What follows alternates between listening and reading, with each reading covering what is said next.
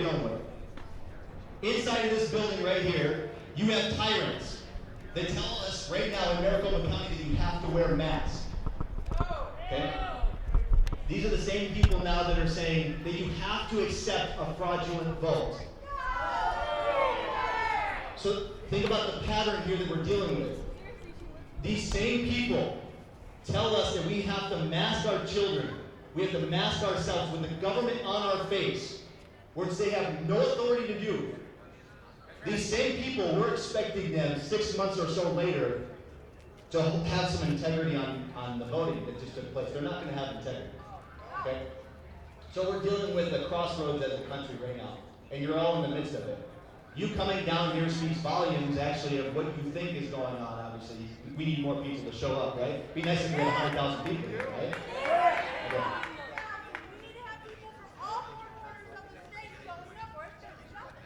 What we're dealing with is you're dealing with a group of board of supervisors that are potentially committed treason. This is treason.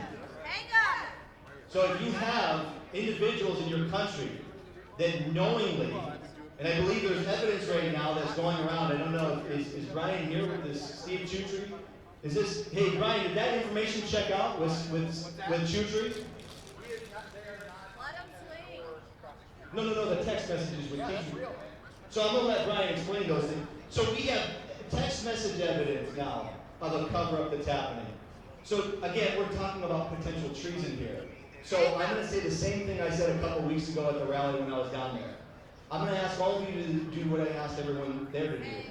When you're done here, you need to go home, and you better look at yourself in the mirror, and you better say to yourself, what are you willing to do to protect your republic? What are you willing to do to ensure that your children are not wrapped up in communism? Because folks, I'm telling you, if voting's not real, we have no country, we have a de facto government. Okay? So this is as big of a deal as it gets, and I want to say, like this young woman said, we have so much support. Thank you everyone for all the support. I get emails and calls constantly all day long. Thank you, all of you. Some of you are those individuals that do that. We will not stop fighting. My campaign was, it doesn't matter. Every single day we will be fighting to ensure our kids are not enslaved in communism. This fight does not end here. This fight never ends. It's been going on since the dawn of time. Go home, look at yourself in the mirror, and understand that we may have to do things we never had to do before. Well said. Give him a round of applause. Thanks for coming out, Mr. McCarthy. All right, now I want to introduce you guys to Brian Nemeh. Is it David Nemeh? He's actually running for governor in 2022. He's very smart, has a lot to offer. Give him a round of applause for Brian.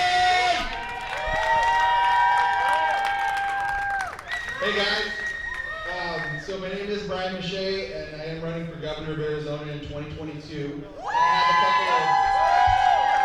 I have a couple of messages here that I want to share with you guys. So these messages came from someone who was in communication with Steve Chutry over the last few days.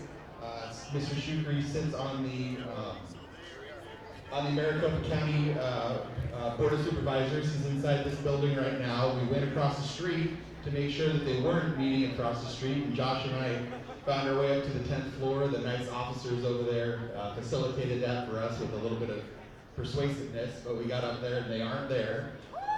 So let me read these text messages that came in the last few days. Sorry, my screen's been flaking out on me. It's hard to tap my phone sometimes. All right, here it is.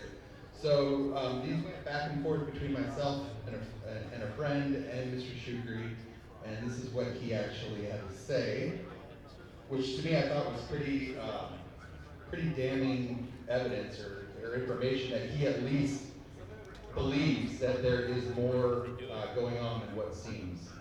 And pull the first one up here.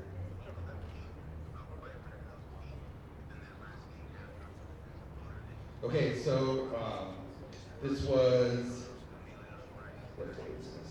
This was 2 days ago, and it was shared to me, and it's between Steve and this other person. It says, "Thank you for sharing, ... I believe there should be congressional hearing to see what has happened." So the other person was basically, saying what we've talked about with regards to Dominion, the software, what's been happening. And then Steve answers back, thank you for sharing this. I believe there should be a congressional hearing to see what has happened. So why would the Maricopa County Board of Supervisors actually admit in a text message to a private citizen that I think a congressional hearing should happen? Like, congressional hearings that's when stuff like Watergate happens, you know, massive, massive, massive corruption. And here this is the Maricopa County Board of Supervisors actually calling for and saying, I think there should be an actual congressional investigation. So what we've said to you, Mr. Shukri, is that instead of ever getting to the point of having to actually have a congressional hearing, why not just do the right thing, right, and not certify this election, right? Let's not even get to that point. Like, if you believe that there's that much corruption, why would you still put your name on this and certify this, okay? Unless, I don't know, we don't know this, and I'm sure we will because the truth always comes out, but perhaps he's been compromised. Perhaps he might be on the tape. We don't know that, I can't say that for sure, but why would someone say, I think there should be a hearing, but yet still certify an election, okay? Unless maybe perhaps if a hearing happens, he cuts a deal, and he gets himself some sort of immunity and then gets out of it. So that was one of the text messages that went back and forth. Some of the other stuff that they sent back and forth basically said,